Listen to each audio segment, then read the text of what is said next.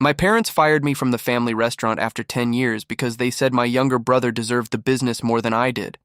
They told everyone I was lazy, selfish, and impossible to work with. 3 years later, the same restaurant was weeks away from bankruptcy. Then my parents walked into my new restaurant, sat across from me, and begged me to save the business they had taken away from me. My name is Ethan Carter, and I'm 29 years old. My parents owned Carter's Grill, a small family restaurant that had served our town for more than 30 years. I started washing dishes there when I was 14 and spent the next decade learning every job in the building. I believed one day I would manage the restaurant my grandfather had built with his own hands. By the time I turned 26, I knew every supplier, every recipe, and almost every regular customer by name. I worked weekends, holidays, and countless late nights without complaining because I believed I was investing in my future. My parents constantly told me the restaurant would eventually become mine if I kept proving my loyalty to the family business. Everything changed when my younger brother, Jason, graduated from college. He had never shown much interest in the restaurant before, but suddenly my parents treated him like a business genius. They praised every suggestion he made, even though most of his ideas came from articles he had read online only a few days earlier. At first, I welcomed Jason back because I thought we would work together. I trained him in the kitchen, introduced him to suppliers, and explained how the business actually operated. I believed having another family member helping would finally allow me to take an occasional day off after years of working almost every single week. Instead, Jason slowly began taking credit for everything I had built. Whenever sales increased because of promotions I organized, my parents congratulated him. If customers complimented a new menu item I created, Jason somehow convinced everyone it had been his original idea. I laughed it off because I assumed the truth would eventually become obvious. One evening, my father called a family meeting after closing time. He proudly announced Jason would become the restaurant's new general manager because he believed younger customers would connect better with him. I sat there in complete silence while my parents explained I should support my brother instead of expecting special treatment simply because I worked longer. Over the next few months, Jason completely changed the atmosphere inside the restaurant. Experienced cooks were replaced with cheaper employees. Longtime suppliers were dropped in favor of lower quality ingredients. Prices increased while portion sizes became noticeably smaller. Regular customers quietly complained to me because they still trusted my opinion more than anyone else's. Whenever I questioned those decisions, Jason accused me of refusing to accept change. My parents always defended him before I could finish explaining my concerns. They insisted I was jealous because I wasn't chosen to manage the business. For the first time in my life, I started wondering whether there was any future for me inside my own family's restaurant. The argument that changed everything happened on a busy Friday night.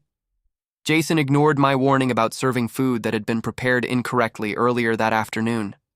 I refused to send those meals to customers because someone could become sick. Jason shouted that I was embarrassing him in front of the staff and demanded I stay out of his kitchen. The next morning, my parents asked me to come in early before the restaurant opened. My father calmly placed an envelope on the office desk. Inside was a termination letter. He told me the business needed people who respected management decisions. My mother avoided looking at me while Jason stood silently in the doorway, watching everything unfold. Before I left, my father said something I will never forget. "Jason understands business. You only know how to cook." Those words hurt far more than losing my job. After everything I had sacrificed over 10 years, my own parents believed I was nothing more than an employee who could easily be replaced. Within a week, rumors spread across town that I had been fired because I constantly argued with customers and refused to cooperate with my own family. Jason repeated the same story to anyone willing to listen. Many people believed him because Carter's Grill had always been respected, while I suddenly had no restaurant and no reputation. For several weeks, I seriously considered leaving town forever. Then my best friend, Mark Wilson, asked me a simple question that changed my life. "If you're really the reason that restaurant succeeded for so many years, why are you letting someone else decide whether your career is over?" I couldn't stop thinking about those words. 3 months later, I signed the lease on a small empty building only 6 blocks away from Carter's Grill. The place needed almost everything repaired, and I had barely enough savings to buy secondhand equipment. Most people called me crazy for competing against my own family. I smiled, unlocked the front door, and started building something that finally belonged to me. Opening day arrived with only 12 tables, an old grill, and equipment I could barely afford. My sign simply read Carter Kitchen. Several people walked past without stopping because they assumed I wouldn't survive more than a few months. I unlocked the front door anyway, smiled at my first customer, and promised myself nobody would ever take this place away from me again. The first week was painfully slow. Some days we served fewer than 20 customers. Every dollar mattered, so I cooked, cleaned, washed dishes, and handled deliveries myself. Mark worked beside me without complaining, often refusing to take his full paycheck because he believed the restaurant would eventually become something our town couldn't ignore. Instead of spending money on expensive advertising, I focused on the things my parents had forgotten. Fresh ingredients arrived every morning. Every customer received the same quality whether they ordered a sandwich or a steak. I greeted everyone personally, remembered names, and listened whenever someone suggested improving the menu or the service. 3 weeks later, something unexpected happened. A local food blogger visited without telling anyone who he was. He ordered our smoked brisket, homemade fries, and peach pie. 2 days later, he published a review calling Carter Kitchen the hidden gem this town desperately needed. Reservations started appearing almost immediately after the article went online. Business improved so quickly that we struggled to keep up. Customers who had eaten at my parents' restaurant for years started visiting us instead. Many quietly admitted the food tasted like the Carter's Grill they remembered before Jason became manager. Hearing those words reminded me that people noticed far more than my family ever believed. Meanwhile, rumors about Carter's Grill became impossible to ignore. Regular customers complained about smaller portions, longer wait times, and declining quality. Several longtime employees resigned within the same month because Jason constantly blamed everyone else whenever something went wrong instead of accepting responsibility for his own decisions. One afternoon, an elderly couple entered my restaurant. I immediately recognized them as loyal customers from my parents' place. They smiled warmly before ordering exactly what they always requested years earlier. After finishing dinner, the husband quietly told me, "We've been looking for the old Carter's Grill. Turns out it followed you instead." That sentence spread through town faster than any advertisement I could have purchased. More former customers started visiting just to see whether the stories were true. Many returned the following week with friends and relatives. They weren't coming because my restaurant was new. They were coming because they trusted the person preparing their meals. Within 6 months, Carter Kitchen had become one of the busiest restaurants in town. We hired additional cooks, expanded the dining area, and finally replaced several pieces of secondhand equipment. Every improvement reminded me how close I had come to abandoning everything after losing the family business I once believed would always be mine. Late one evening, Mark handed me a local newspaper. The front page featured an article about struggling small businesses. Right in the middle was Carter's Grill. According to the report, declining sales and unpaid supplier invoices had placed the restaurant under serious financial pressure for the first time in more than 30 years. I didn't celebrate their problems. Despite everything that had happened, Carter's Grill was still my grandfather's dream. Watching it fall apart hurt more than I expected. I simply wished my parents had listened when I warned them years earlier that shortcuts might increase profits for a while, but would eventually destroy customer trust. A few days later, one of my old suppliers stopped by unexpectedly.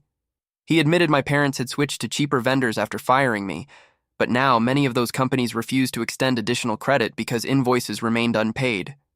He quietly thanked me for always paying on time when I managed restaurant purchasing. That evening, I drove past Carter's Grill for the first time in months. The parking lot looked almost empty despite it being Friday night. Through the front windows, I saw Jason arguing with 2 employees while several customers waited near the entrance. The atmosphere felt completely different from the restaurant I had helped build. The following morning, I arrived at Carter Kitchen before sunrise to prepare for another busy weekend. As I unlocked the front door, I noticed a familiar car parked across the street. My father stepped out slowly, looked toward the restaurant for several seconds, then got back inside without saying a single word before driving away. 3 years after firing me, my parents finally walked through the front doors of Carter Kitchen together. They waited until the lunch rush ended before asking if we could talk privately. My father looked older than I remembered. My mother's eyes filled with tears. Then my father quietly said the words I never believed I would hear. "We need your help." I invited them into my office and waited without saying a word. For nearly a minute, nobody spoke. Finally, my father admitted Carter's Grill had missed 3 loan payments, several suppliers refused to deliver ingredients, and the bank was threatening foreclosure. The restaurant my grandfather built was only weeks away from closing its doors forever. My mother reached across the table and quietly apologized for everything that had happened 3 years earlier. She admitted firing me had been the biggest mistake they had ever made. I appreciated her honesty, but apologies couldn't erase the years they spent telling everyone I was the reason the family business had struggled. My father finally explained why they had come. They wanted me to return as general manager, rebuild the restaurant, and save the business before it disappeared forever. He promised things would be different this time. I looked at both of them and asked the one question they clearly hoped I wouldn't ask. What about Jason? Neither of them answered immediately. My father slowly lowered his head before admitting Jason had already resigned. After blaming employees, suppliers, customers, and even the economy for years, he finally walked away when the restaurant's debts became impossible to hide. He left my parents to deal with everything alone. Hearing that didn't bring me any satisfaction. Jason had made terrible decisions, but my parents had supported every one of them. Every warning I gave had been dismissed. Every suggestion I offered had been ignored. Now the consequences had finally caught up with everyone involved, and there was nobody left to blame except themselves. My father slid several financial reports across the desk. The numbers were worse than I imagined. Sales had dropped by more than 60%, unpaid invoices filled multiple pages, and customer complaints had become almost daily. Years of bad decisions had created a hole so deep that even experienced investors would hesitate before stepping in.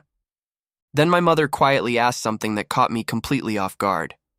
She didn't ask me to come back as an employee. She asked whether I would consider buying Carter's Grill instead.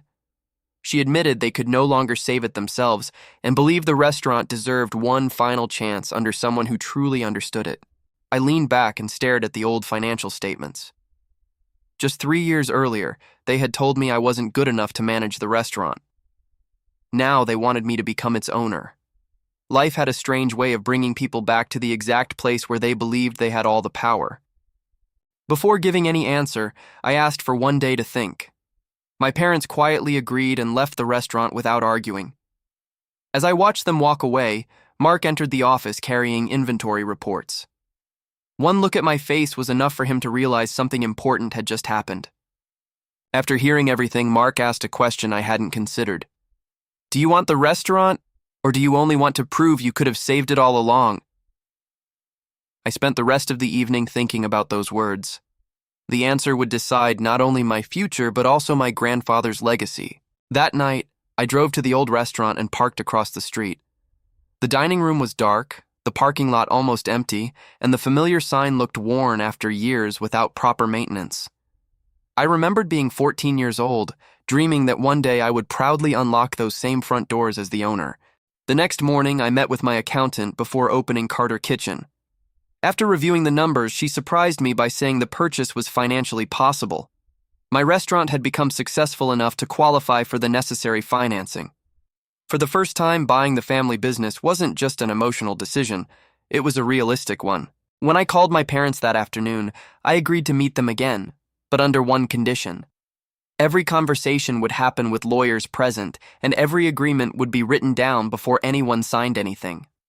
I wasn't going to risk losing another business because of promises made around a family dinner table. The meeting lasted almost 4 hours. My parents admitted they could no longer afford the mortgage, equipment leases, or supplier debts. They offered to sell me Carter's Grill for far less than its original value, simply because they wanted it to remain in the family instead of being auctioned to strangers.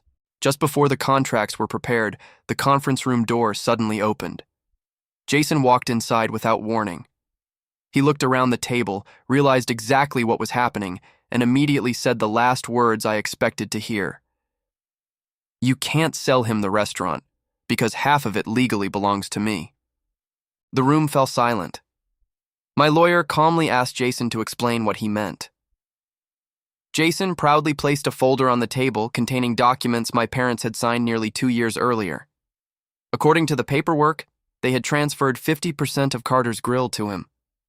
My parents looked at each other in complete shock because neither of them remembered signing anything like that. Jason insisted the signatures were genuine. He claimed our parents willingly made him a co-owner after rewarding him for his hard work.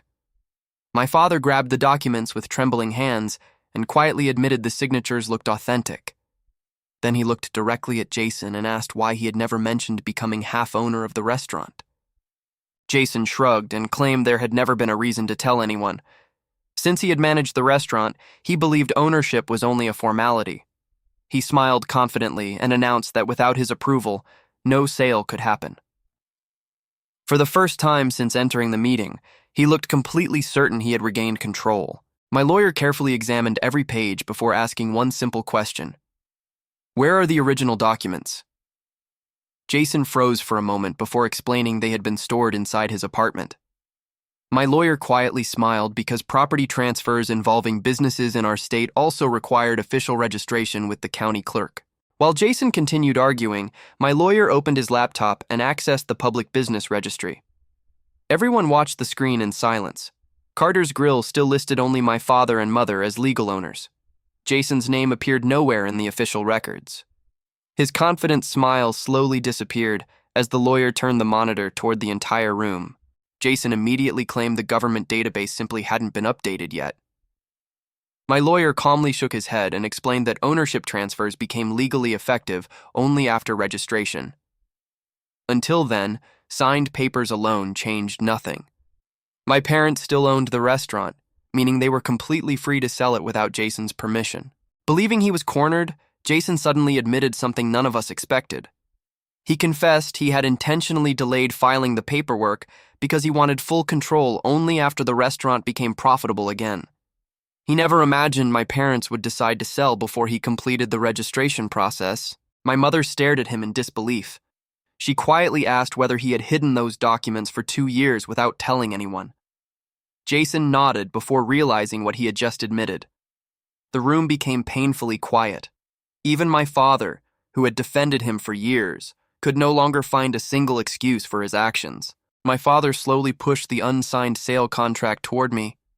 His voice shook as he apologized for trusting the wrong person over and over again. He admitted he had spent years believing Jason possessed natural business talent, when in reality every success had been built upon decisions someone else had already made before him. Just when everyone believed the meeting was finally over, my lawyer revealed one last document he had requested that morning. It was a complete financial audit of Carter's Grill. According to the report, thousands of dollars had quietly disappeared from the business over the previous 2 years through payments to a consulting company owned entirely by Jason. Jason immediately insisted those payments were legitimate business expenses. My lawyer calmly displayed the company's registration records. The consulting business had no employees, no office, and no clients other than Carter's Grill. Every payment transferred directly into Jason's personal bank account, disguised as professional consulting fees. My father's face turned pale as he calculated the total amount missing from the restaurant. It wasn't just poor management that pushed the business toward bankruptcy. Thousands of dollars had been quietly draining away every month while Jason blamed suppliers, employees, and customers for the restaurant's declining performance. My mother broke down crying. She admitted she had defended Jason every single time I warned them something wasn't right. Looking at me through tears, she whispered that they hadn't simply fired the wrong son. They had rewarded the one person who was slowly destroying everything Grandpa had spent his life building. Jason realized nobody believed him anymore. Without another word, he grabbed his folder and walked toward the exit. Before leaving, he turned around and accused everyone else of turning against him, only because things became difficult. Nobody answered. His footsteps echoed through the hallway before the office door quietly closed behind him. My lawyer looked at me and asked whether I still wished to continue purchasing Carter's Grill. I glanced through the office window at the old restaurant across the street. For years, I dreamed about owning that building. Now I finally had the opportunity, but the decision felt far heavier than I had ever imagined. I took a deep breath before finally answering. "I'll buy the restaurant," I said, "but not because it's a family business." My parents looked confused. I explained I was doing it because Grandpa deserved better than watching 30 years of hard work disappear through pride, bad decisions, and lies. This wasn't about repairing our family, it was about protecting his legacy. The sale closed 3 weeks later. On my first morning as the new owner, I unlocked the front door before sunrise, just like I had done as a teenager. The building looked tired, the kitchen needed repairs, and half the equipment barely worked. Still, standing inside those familiar walls felt different. This time, nobody could take them away from me. Instead of closing Carter Kitchen, I made a decision that surprised everyone. Both restaurants would stay open. Carter Kitchen would continue serving the menu that made it successful, while Carter's Grill would return to the classic recipes my grandfather created decades earlier. I wanted each restaurant to have its own identity instead of competing against itself. Many former employees asked if they could return after hearing the news. Some admitted they only resigned because they couldn't continue working under Jason's management. I welcomed them back without hesitation. They weren't just experienced workers. They were people who genuinely cared about the restaurant instead of treating it like a quick way to make money. Within a few months, customers slowly returned. Families who hadn't visited in years stopped by out of curiosity. They smiled when they recognized the original recipes and familiar service. Several regulars quietly told me the restaurant finally felt like the place they remembered before everything changed. Hearing that meant more than any financial report. My parents visited one afternoon after the lunch rush. They looked around the dining room filled with happy customers before my father quietly admitted something he should have said years earlier. "We confused confidence with ability," he said. "Jason always sounded certain. You simply let your work speak for itself. We chose the wrong thing." I thanked him for finally saying it, but I also reminded both of them that rebuilding trust would take much longer than rebuilding a restaurant.